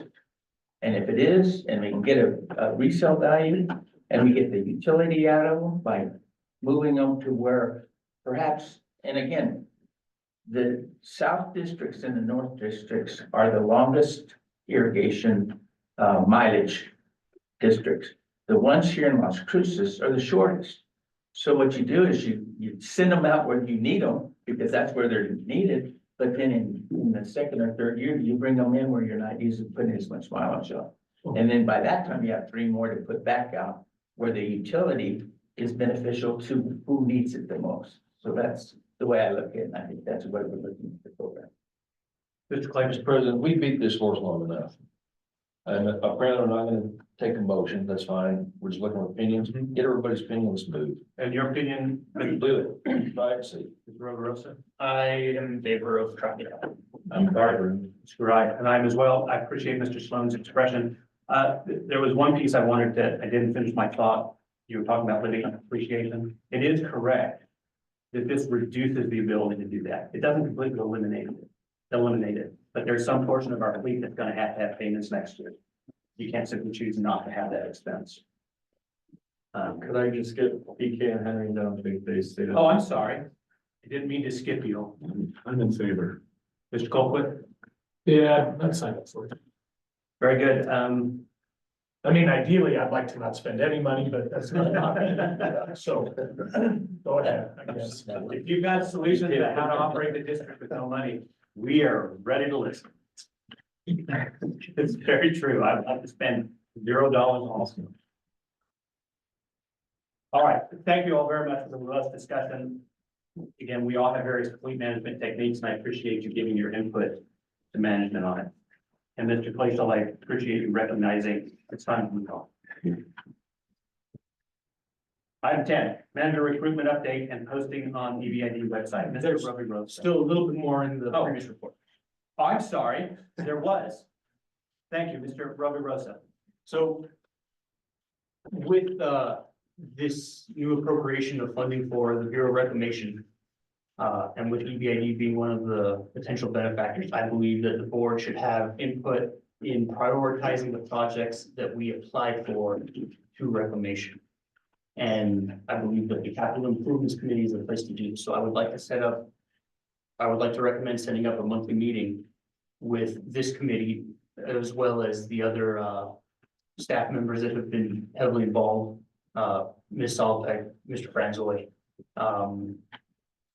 Mr. Libby, and start getting us up to date on what the initial plans are. And so we can provide feedback to the board and the board feedback to the staff. Thank you very much, Mr. Roverosa. I concur with Mr. Roverosa's suggestion. I believe what's going to come out of the committee is a form of CIP, capital improvement plan.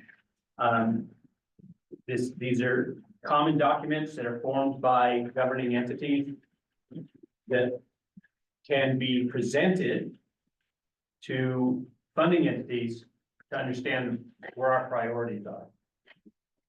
They do not dictate to those entities what they can do, but it helps them to understand our priority when they don't know.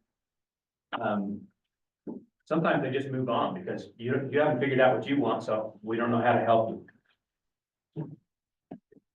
Comments from the board or direction. Is there opposition to the committee starting to work on the capital improvement plan specifically as it would pertain to these large funding?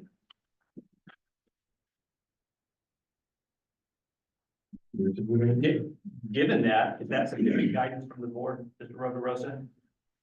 I'm glad you're finally there. And Mr. Ludwig is the chairperson of that committee, that's sufficient guidance? Yes. I believe it's a good idea. So then we will set up meetings with staff to start getting up to date on ideas for projects. Mr. Edlinger. Mr. Chair, not to say that this won't work, but as far as I know, that process has not been put in place yet. We're waiting for the Bureau and the other, and NIFLA to direct us as how this process will go. It's not ready yet, and it will be further discussed this afternoon. Mr. Roverosa. So are there no ideas for sorts of projects that you could put some money into? At this point, it's not been set up by The application process hasn't, but No. our ideas for projects, doing this. Yes. That's what I want to read. Yeah, I want to be, perhaps clarify, I did not hear from Mr. Roverosa that we want to start directing where this funding is going.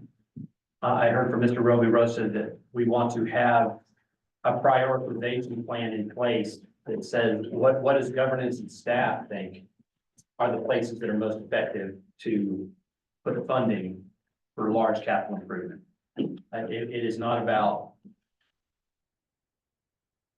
telling the funding sources, go do this project. And then from that, presumably there'll be some sort of prioritization that's collaboratively met from our CIP plan and the goals of the funding sources. Did I state that correctly? That's correct, Russell. Yeah, so it is not intended to put the cart before the horse. It's intended to clarify, what is governance and the administration of the district think are good places to prioritize funding from any source.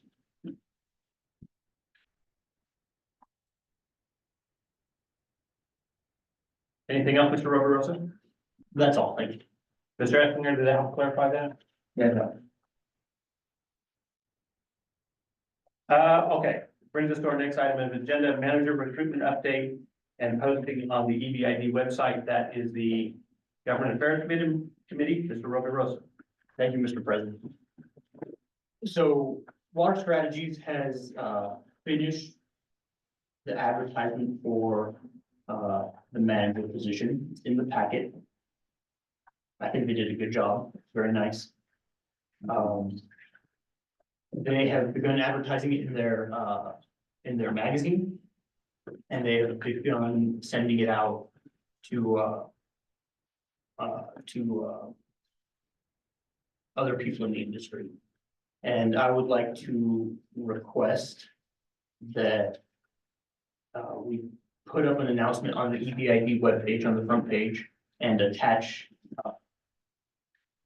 the advertisement to it and give guidance as to where to apply. Would you restate that request? I would like to request that we put an announcement on the front page of the EBID website saying that we're recruiting for this position. I would like to attach this document to it.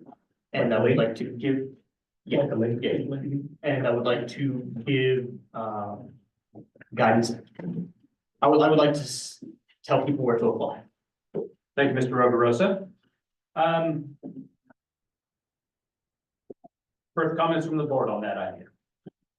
I think it's a good idea. They did a good job. Mr. Esslinger, any concerns with posting this on the website and providing guidance on where to apply? No, sorry, on which. On the front page? Excuse me? On the front page. Yes. Outstanding. It's nice when the solution is already implemented. And to address your second question, the link will direct them to irrigation, water strategies. Great.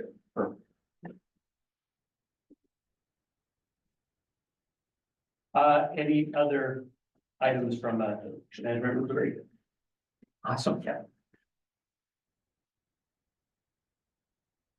That was all. Very good. That brings us to our next item, which is the Water Resources Committee report. So the Water Resources Committee met on May 15th.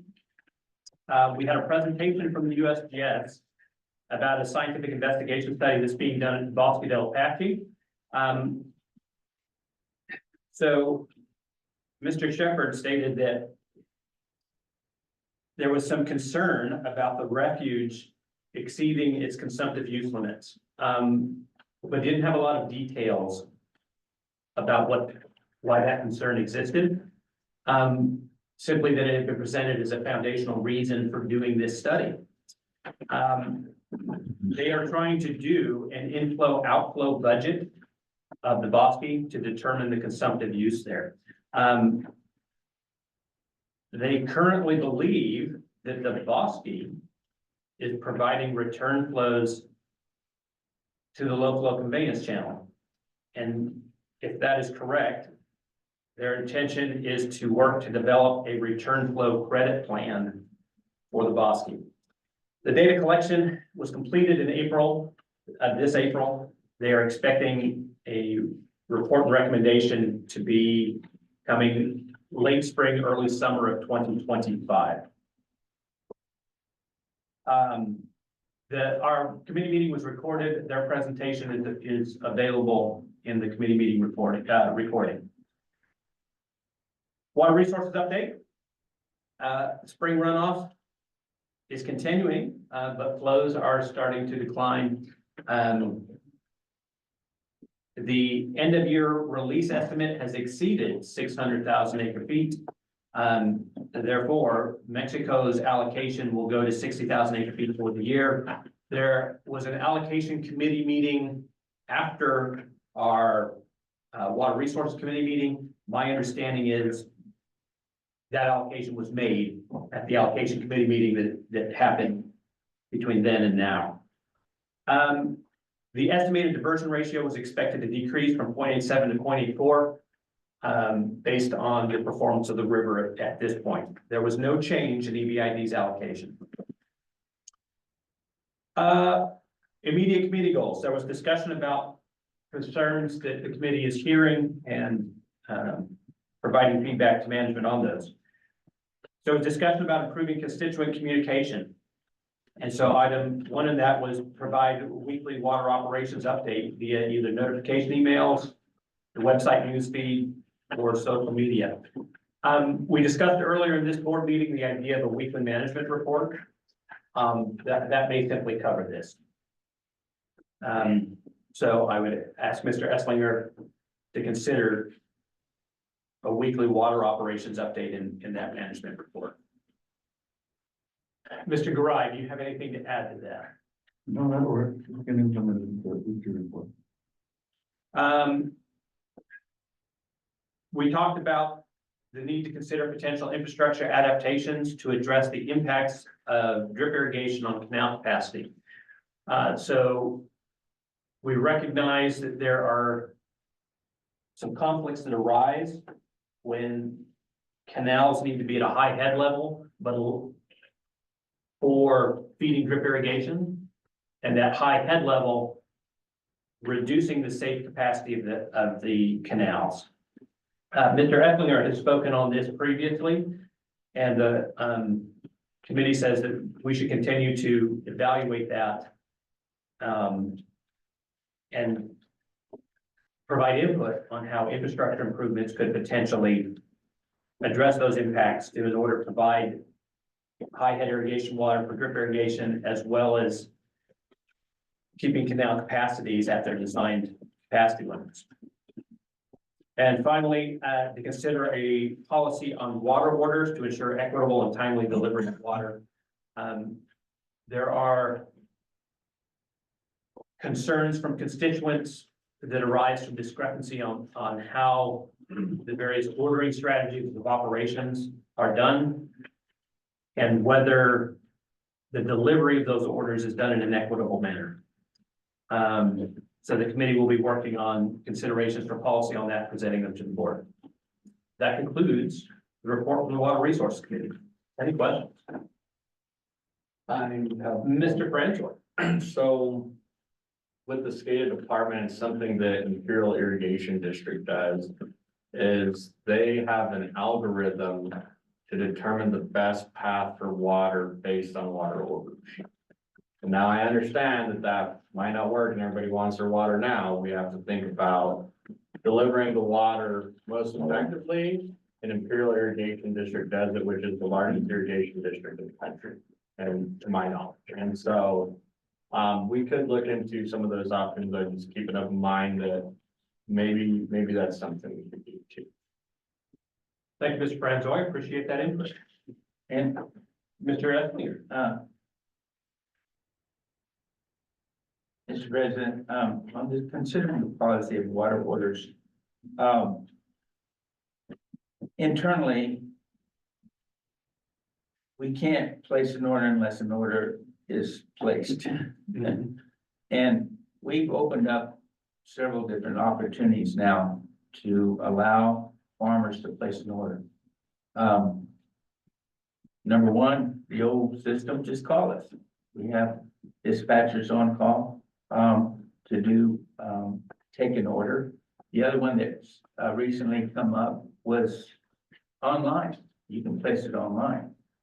You can place it online either with us or with the dispatcher who has access to put it online in the field. And third is another old fashioned way, the fax, which nobody probably uses anymore, but we do have those three ways available. Once the order is placed, it's reviewed by the staff member of that operations department, which would be James, and then it's distributed out to the water masters in those locations. And then it's a matter of coordinating that our order with EP numbers order and then having that water released from and so that we can make delivery to the farm. Average 3 to 7 days, you should get your water. After 7 days, we have a flag that goes up that says, hey, what's wrong here? Why is this person not getting the order? So there's some internal things we do already. But if you want that considered in the policy, then yeah, we can direct, put that language in the policy. But clearly, I just wanted you all to understand that we do have a system in place. And from time to time, we have a hiccup. And someone not getting their order in a timely manner, we try to address it as soon as we can, once we hear from that constituent. Just want to let you know. Thank you, Mr. Exlinger. Mr. Ludwig. I kind of enjoyed that online ordering the water, but I've had a few incidents now where I've placed an order online and then I'll talk later with the ditch writer, see when he thought maybe we might be getting water, and he said, no, I don't even have your order. So, what's happening when it's not getting to him? So I concur with Mr. Ludwig. I've run into that issue. We use the online ordering exclusively. My understanding is that when I place the order online, that isn't actually placing the order. Somebody reads that and then manually inputs that order here at the district. I'm concerned with that policy. I place the order. If there's water in my account to cover the order, nobody needs to re-input it. If I've done it wrong, that's my fault. If I'm not getting the quantity, duration, or amount of water, get better at ordering water. I know that's a tough answer to give constituents, but get good is a reasonable answer to many of our problems. Mrs. Name. That's okay, Mr. President. I believe it's not that they're checking work. I believe it's as simple as them like clicking it like a food so it can send it to Brew. So that's something we definitely can work with water records on and making sure maybe they're reviewing it more often to make sure they're getting pushed through. Thank But you. I can definitely check with James on that. And so the feedback I've been getting is they actually manually re-enter it because my order frequently changes from what I ordered to what actually gets manually entered. I will double check on that, Mr. President. Mr. Etling. Yeah, the software that you're speaking about is called TruePoint. And that software, over time has been introduced, 3-4 years ago. And, once the software receives the order should go to then what's called True Canal. And True Canal is where the ditch writer gets the order. And so if there's a glitch between TruePoint order online and getting the ditch writer to receive it in TruePoint Canal, which is another module, then I will double check with James to check with TruePoint, our service organization for the software. Personally, this is the first I've heard of a problem. And the majority of the calls I've gotten, it's through contact the manager's website interface where people can call me or type in a message to me and I can get it and then address it. I have never received that issue as a complaint. or an issue raised. Not to say they're not happening, but I thank you for the report today because we'll definitely see if there's a glitch in the software. Thank you, Mr. Esslinger. And I will note, I have never brought this topic up to Mr. Esslinger. I have talked with water records, I've talked with operations. Specifically when I have an issue with an order. I've never raised it to Mr. Esslinger as well.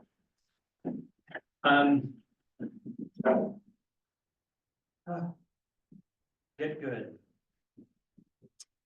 All right, so. Also in this policy, there's the idea of helping yourself. What are the things that I can do to help improve my own situation? When I close the head gate at my farm when an irrigation ends, I promise you, I know the next time I need water. Within, a reasonable amount of time, I know the next time I need to open it. Sure, it can change based on rain. It can get super hot. Super hot doesn't move it much though. Rain does. But I know. And so I place the order then with when I'm gonna need it. That is me leaning forward, being prepared to receive water when it's available, and the district knowing when I'm gonna need water at my head gate. So the idea of getting good, the more you can plan in your own operation and get those orders placed sooner than I need it today, the better the district can react to demand. So I empathize with folks that they need the water today. They order the water today, and then by the time they need it, it is too late for their crop or they've already had to pump it out. Where I have conflict is the idea that that should be prioritized over someone that planned ahead. I want to encourage people to plan ahead. I want to incentivize people planning ahead. It is better for the district, it is better for our efficient delivery of water as a whole. I don't want to force them to do it. I would like to recognize the value of those that do. All right, there's my stuff speech about getting good. Mr. President, Right.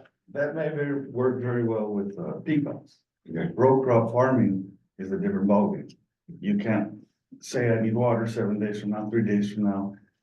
Different soil varieties, different plants, onions, chili, or cotton. It's a different ballgame in row crop farming than it is in pecans. You can have a schedule on pecans. Row crop farming is a totally different ballgame, and that's what I was talking about. Placing orders and having all orders and messing up scheduling for those who are trying to keep on track. It is accurate that I know very little about growing row crops other than I was terrible at it.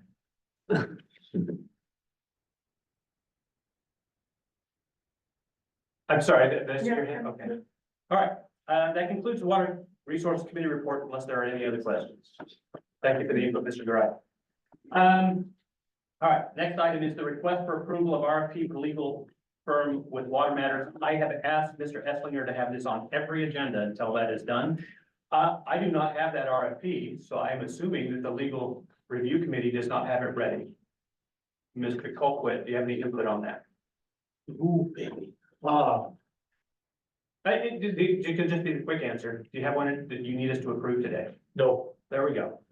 So that concludes that agenda item. I will ask Mr. Esslinger to continue to have that on the agenda so that when you have it ready, it's agenda that we can discuss it. I would expect that to be my board pack to review before I show. That concludes the open session agenda items. Mr. Esslinger had a report about an incident. Mr. Esslinger. Yeah, the reason I haven't reported it to the board on the days that it happened is still under criminal investigation.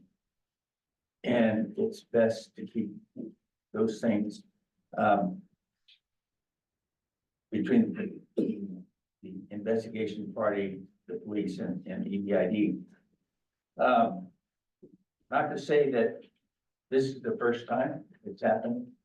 We've had disturbances in our yards before and break-ins into our yards, all three of them, in fact. But they're not constant. They're not every year. they occur in patterns and then they go away. So, the two incidents that we had, one was here in the central office, and one in Chambray night before last, and in the morning of the 21st. So, both have been reported to the sheriff in the county and the city police here in Las Cruces.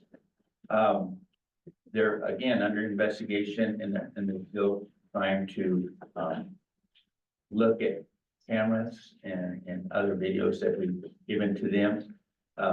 They've all been reported as incidences that we have investigation reports on, and then we just add to them as we can. Nothing major happened in Chamberino other than there was a break-in through a fence. And then reportedly, they even broke into the building. And that's something we're already working on to improve security there through our security professional Apex, firm. So we're working with them to look at Hatch and Chambray because they're satellite yards. We're also working with Apex to improve some of the perimeter issues that could help us and benefit in future attempts into our yard. So with that said, again, I've been asked to keep it kind of under the criminal investigation side of things. Thank you very much, Mr. Esslinger. So given that, I would ask some discretion in the questions, but Mr. Colquitt. What was stolen? In, Both incidences. well, again, So the first question, is it appropriate to comment on that, Mr. Esslinger? I don't know, I'm asking. I could report to it probably in a conversation with you, but I don't think since it's under criminal investigation, I should report it in a public meeting. Oh, okay, okay. Will insurance cover, or are we gonna file claims? Yes, Okay, so insurance will cover whatever we, we have for pretty sure. much high deductible, but we'll file everything. Okay, okay. Any other questions? Is this the first time they've breached that?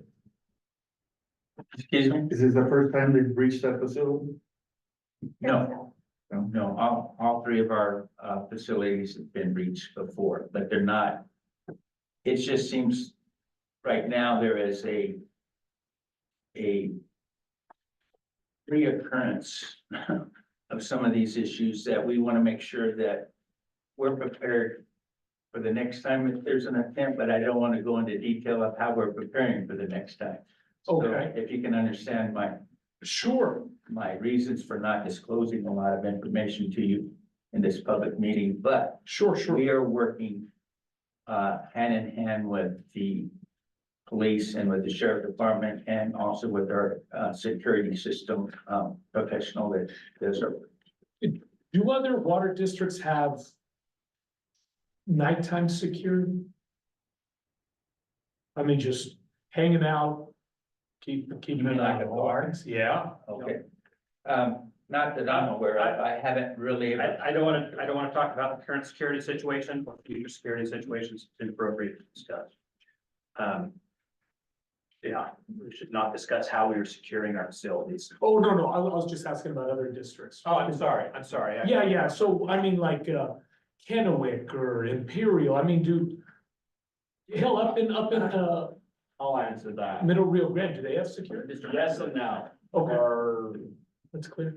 typical irrigation, just standard irrigation district, I would say no. But Okay. for higher technologically advanced irrigation districts such as hydropower dams, I would say yes. Okay. Perfect. Thank you for the report, Mr. Esslinger. That concludes our open session agenda items. We do have quite a bit of work to do in closed session. I will accept a motion to go into closed session. I make a motion to go into closed session. Second. I have a motion by Mr. Colquitt, seconded by Mr. Ludwig to go into closed session to discuss the agenda items. All those in favor, please say aye. Aye. Opposed? Motion passes unanimously. We are in closed session. Thank you, everyone that attended. President. We are back in open session. I will note that no items were discussed in closed session other than those encompassed by the motion to go into closed session, which were the items on our agenda. Having no further business, I will accept a motion to adjourn. Move to adjourn. I have a motion by Mr. Roverosa, seconded by Mr. Colquitt to adjourn. All those in favor say aye. Aye. Opposed, the motion passes unanimously. We are adjourned.